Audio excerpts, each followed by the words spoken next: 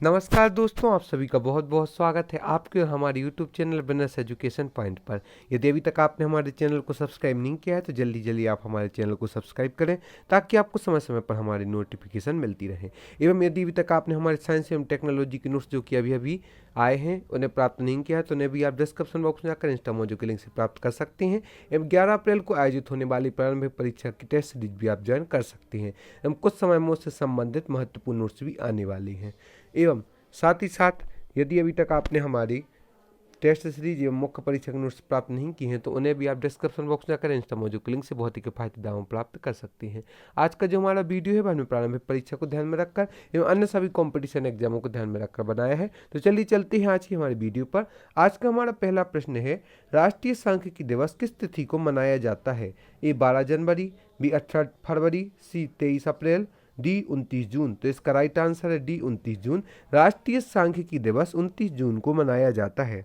दक्षिण भारत की नदियों में सबसे लंबी नदी है? ए गोदावरी, बी कृष्णा, सी कावेरी, डी नर्मदा। तो इसका राइट आंसर है गोदावरी। दक्षिण भारत की नदियों में सबसे लंबी नदी है गोदावरी। नोबेल पुरस्कारों की स्थापना कब हुई थी? ए 1893, बी 1895, सी 1901, डी 1969। इसका राइट आंसर है ए 1893 में नोबेल पुरस्कारों की स्थापना हुई थी, जो कि हर वर्ष दिया जाता है नोबेल पुरस्कार। अगर यहाँ पर यह भी प्रश्न पूछा जा सकता है कि मध्य प्रदेश से नोबेल पुरस्कार किसको प्राप्त हुआ है, मतलब मध्य प्रदेश के किस व्यक्ति को नोबेल पुरस्कार प्राप्त हुआ तो इसका राइट आंसर है कैलाश सत्यार्थी जी, जो कि बाल श्रम आदि के आंदोलन से जुड़े हैं, अभियान ने चलाए हैं, विदिशा से संबंधित थे। उन्हें नोबेल पुरस्कार दिया गया है 2014 में कैलाश सत्यार्थी जी को।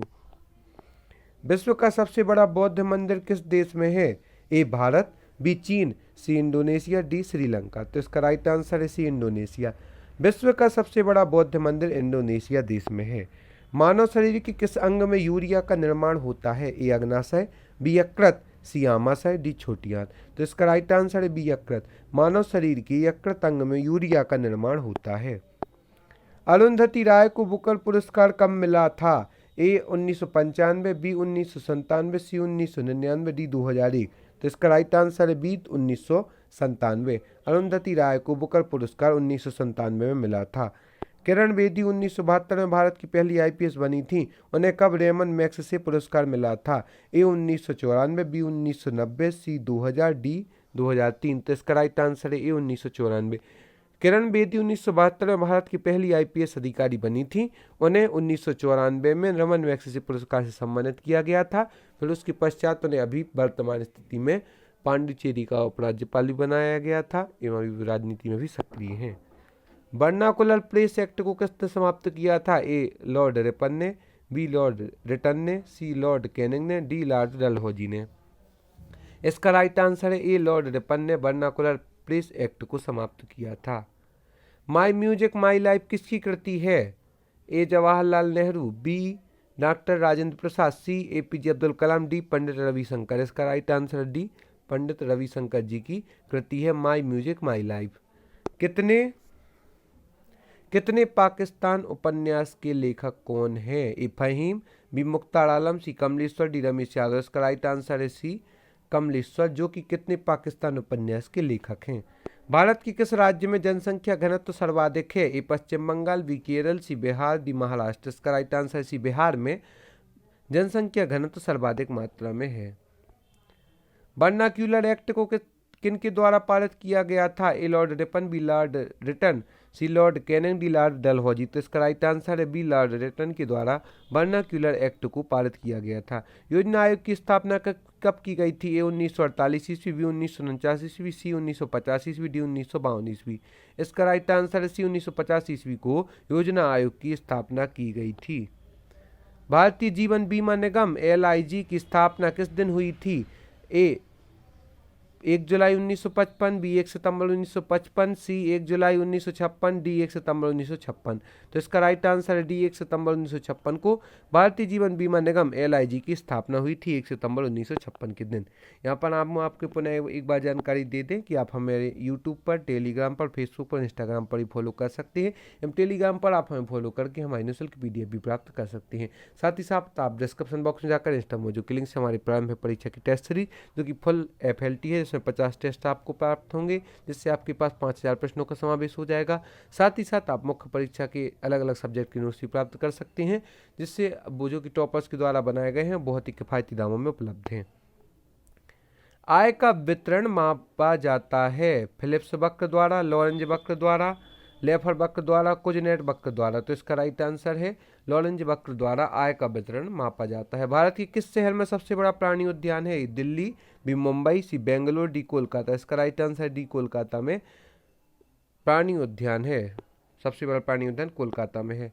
मध्य प्रदेश लोक सेवा आयोग की स्थापना कब हुई? ये 27/10/1956, बी 15/8/1957, सी 26/1/1958, डी 15/8/1958। तो इसका राइट आंसर है दोस्तों ए 27/10/1956 को मध्य प्रदेश लोक सेवा आयोग की स्थापना हुई 27/10/1956 को। प्रदेश में रेप्टाइल राष्ट्रीय अभयारण्य किस उद्यान में है? ए पन्ना राष्ट्रीय उद्यान, बी माधव राष्ट्रीय उद्यान, सी संजय राष्ट्रीय उद्यान, डी ओमकारेश्वर राष्ट्रीय उद्यान। तो इसका राइट आंसर है पन्ना राष्ट्रीय उद्यान में। प्रदेश में रेप्टाइल राष्ट्रीय अभयारण्य पन्ना राष्ट्रीय उद्यान में स्थित है। किस देश में आदि मानव होमो इरेक्टस के अवशेष मिले हैं? ए आदमगढ़, बी भीमबेटका, सी सांची, डी हथनोरा। तो इसका राइट आंसर है डी हथनोरा में आदि मानव होमो इरेक्टस के अवशेष मिले हैं। सुभद्रा कुमारी चौहान सजनपीठ कहाँ पर है? ए भोपाल, बी इंदौर, सी जबलपुर, डी ग्वालियर। तो इसका राइट आंसर है सी जबलपुर में सुभद्रा कुमारी चौहान सजनपीठ स्थित है। मध्य प्रदेश के किस विख्यात हॉकी खिलाड़ी ने टू हेल विथ हॉकी पुस्तक लिखी है? ए शंकर लक्ष्मण, बी कैप्टन रूप सिंह, सी मेजर ध्यानचंद, सी असलंग शेर खान। तो असरंग शेर खान द्वारा टू हेल विथ हॉकी पुस्तक लिखी गई है।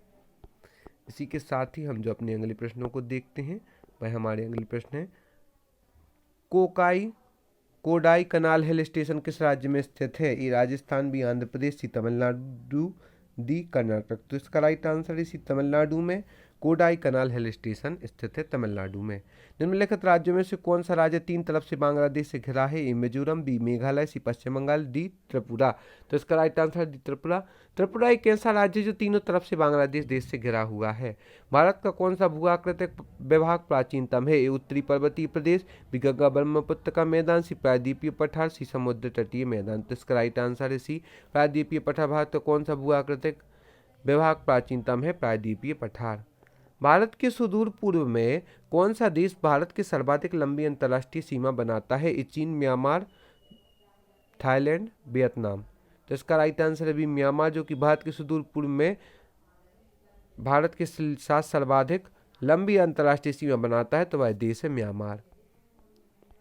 ग्रेसम का नियम किससे संबंधित है? ताप के परिवर्तन से, मुद्रा के प्रचलन से, मुद्रा के परिवर्तन से, मुद्रा के वित्तीय नियमन से। तो इसका राइट आंसर है बी मुद्रा के प्रचलन से ग्रेसम का नियम संबंधित है। निम्नलिखित में से कौन सा पत्र पत्रिका गांधी जी ने नहीं लिखी? इंडियन ओपिनियन, हिंद स्वराज, बहिष्कृत भारत। इनमें से कोई नहीं। तो इसका राइट आंसर है बी बहिष्कृत भारत, जो कि पत्र पत्रिका महात्मा गांधी जी ने नहीं लिखा है। इंडियन ओपिनियन एवं हिंदी स्वराज महात्मा गांधी जी के द्वारा संपादित पत्र एवं पत्रिका है। लॉर्ड माउंटबेटन की वापसी के बाद कब चक्रवर्ती राजगोपालाचारी भारत के गवर्नर जनरल बनाए गए थे? 22 मई 1948, 21 जून 1948, 22 जुलाई 1948, 2 सितंबर 1948। तो इसका राइट आंसर है 21 जून 1948 को लॉर्ड माउंटबेटन की वापसी के बाद चक्रवर्ती राजगोपालाचारी भारत के गवर्नर जनरल बनाए गए थे 21 जून 1948 को। भारत में दास प्रथा का उन्मूलन किस गवर्नर जनरल के समय हुआ? ए लॉर्ड एलिनबरा, बी लॉर्ड हार्डिंग, सी लॉर्ड लॉरेंस, डी इनमें से कोई नहीं। तो इसका राइट आंसर है लॉर्ड एलिनबरा। भारत में दास प्रथा का उन्मूलन लॉर्ड एलिनबरा गवर्नर जनरल के समय हुआ था। हाल ही में कतर में भारत के नए राजदूत के रूप में किसे नियुक्त किया गया है? दीपक मित्तल, वीपी कुमारन, सी पीयूष श्रीवास्तव, डी आलोक कुमार सिन्हा। तो इसका राइट आंसर है दीपक मित्तल। हाल ही में कतर में भारत के नए राजदूत के रूप में नियुक्ति की गई है दीपक मित्तल जी की।